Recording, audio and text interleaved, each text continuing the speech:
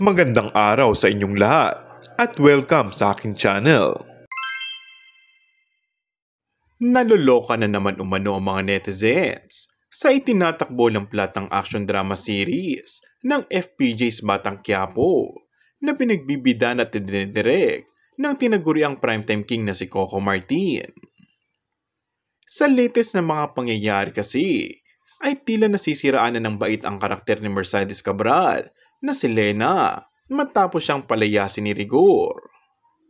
Dahil dito ay tila ninanais ni Lena na magiganti kay Cherry Pie Picache, kaya isa-isa niyang sinasaktan ng mga taong malapit sa kanya.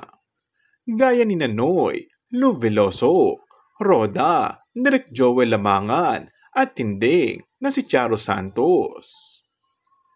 Aliw naman ang mga kuda ng netizens patungkol dito. Cabral is the best horror character. Pwede siya sa Wildflower. Suspense, thriller horror yata ito. Say pa ng isa. Anong klaseng istorya ginagawa mo, Coco? Ginawang horror.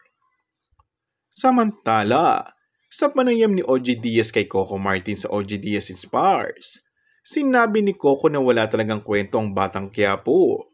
Kumbaga mayroon itong simula, subalit wala itong gitna at katapusan.